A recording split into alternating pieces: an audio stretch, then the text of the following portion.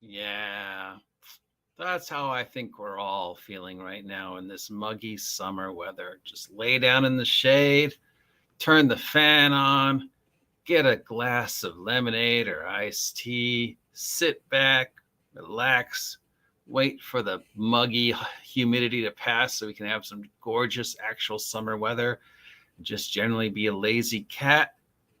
When we're doing that, let's take a look at some of the midweek tabletop role-playing game news stories just to, relax.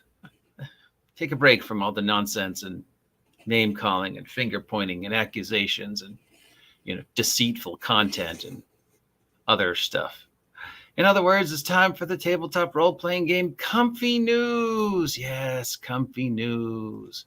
Let's see what's going on in the world, shall we, Steve? This one should excite a bunch of people. BattleTech is back. Yay, BattleTech. I didn't know it was gone, but apparently it's back, and it has been found in the wild. Yeah, people are finding BattleTech at Target.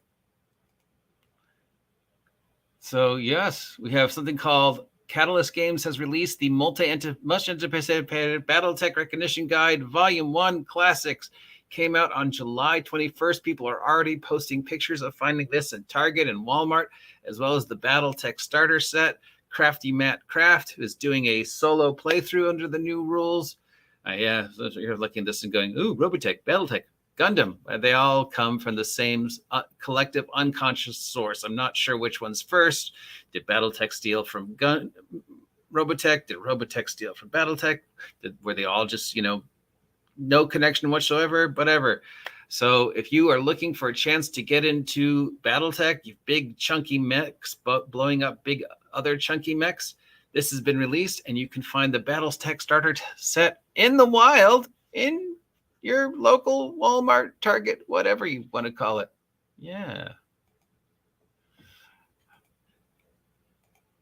It's getting a lot of press front rightly, and not necessarily good press, is Star Trek, specifically Star Trek Lower Deck and the crossover Lower Deck new Star Trek show Brave New Worlds. There's a crossover between the characters from Lower Decks and the characters from Brave New Worlds. It's a time travel episode.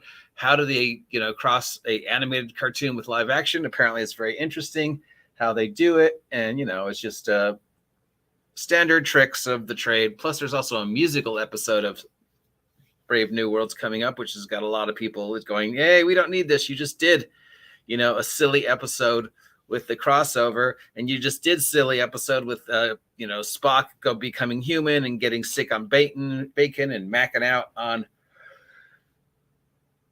Nurse Chapel. So maybe get back to the serious stuff. It sucks because, the first season was really good. It really reignited the passion and love for Star Trek. And the first 2 episodes of the second season were really good. But then they just started this whole downward spiral into silliness. But speaking of silliness, Modifius has released the Lower Deck source book a week early. So if you are interested in exploring the animated world of Star Trek's Lower Decks in 2D10 Star Trek, this is out. Yay!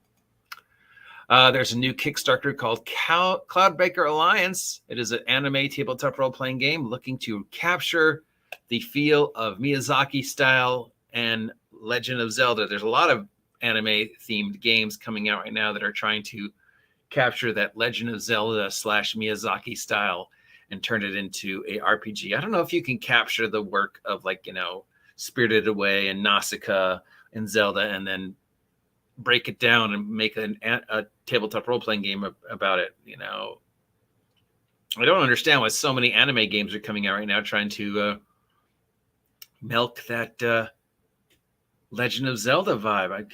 Could it be because Critical Role just did that Legend of Zelda thing, and now everybody else is trying to jump on the Legend of Zelda bandwagon in the hopes that one of them get the license to Legend of Zelda should, Nintendo ever make it available? Well, sorry, guys. It does seem that at least at this moment, the Legend of Zelda game that Critical Role did is the official, confirmed, sponsored, 100% canon Legend of Zelda RPG.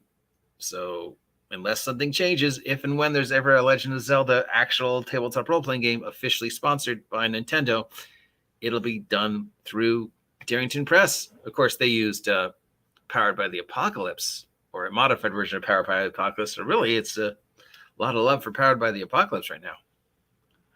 And finally, another company is trying to milk a 20-year-old IP in Cowboy Bebop. Just So Games is creating a Cowboy Bebop-themed collectible card game. It'll also have other things like Trigun Stampede and My Hero Academia. So basically, it is a IP for collectible card games set in a shared anime universe, all based upon animes that came out 10, 15, 20 years ago. Yeah. So that's the midweek tidbits, catching you up on all the tabletop role-playing game product stories we might have missed. If any of this sounds exciting to you, let me know. If you never want to hear me do this ever again, let me know. We'll be back in a little bit with our regularly scheduled name calling and finger pointing. Till then, I am your favorite idiot, the OGGM. And Steve.